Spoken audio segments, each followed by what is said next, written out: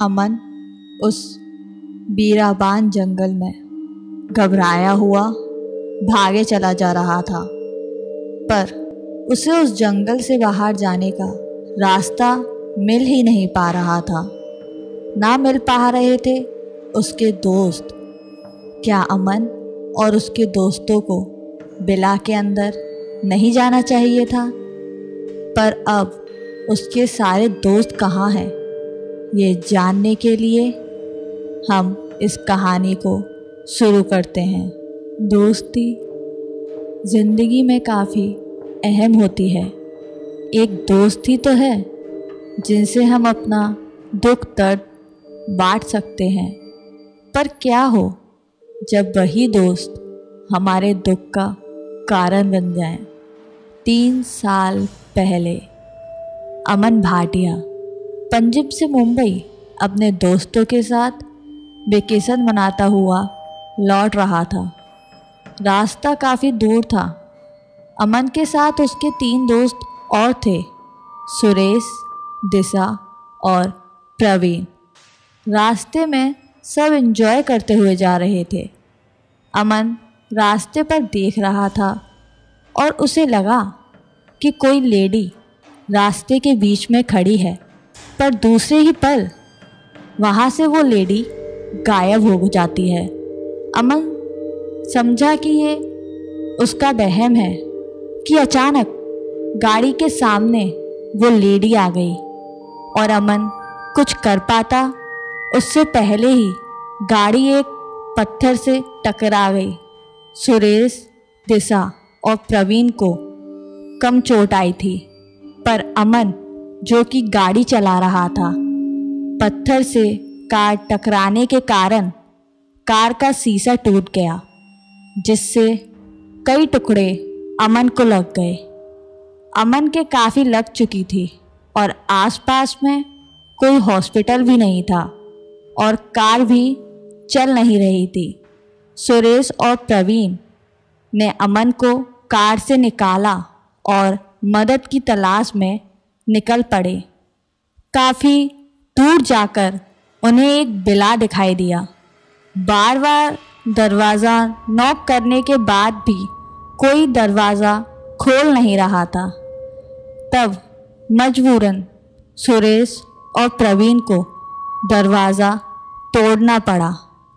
पूरे घर में कोई नहीं था।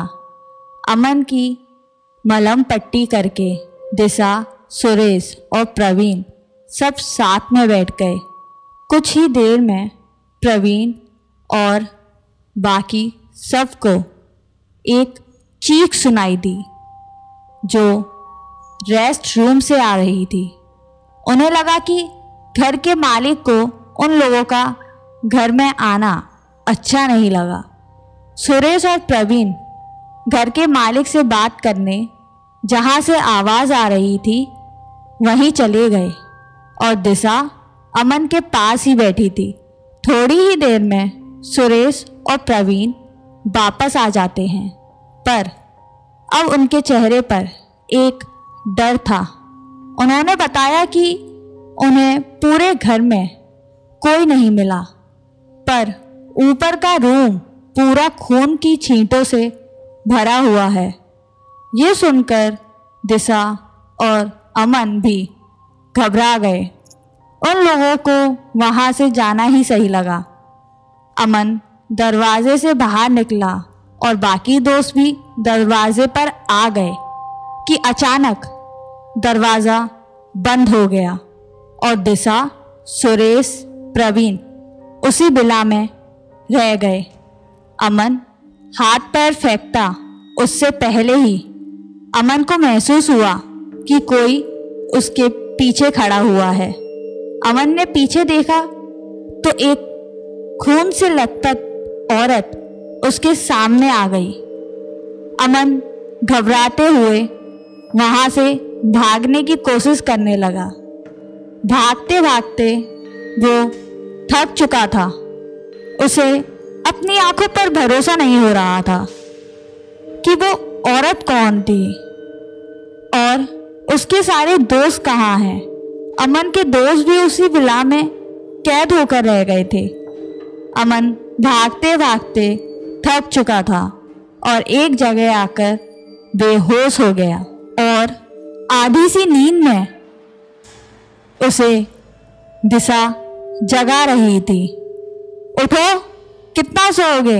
अमन, ये अमन का सपना था और वो अभी भी अपनी कार में ही था और उसने अपनी गाड़ी के शीशे से बाहर देखा तो एक औरत उसे सच में नजर आई जो उसके सपने में थी। तो ये थी आज की कहानी। अगर पसंद आई हो तो लाइक, शेयर और कमेंट ज़रूर करें। तब तक के लिए बाय, टेक केयर।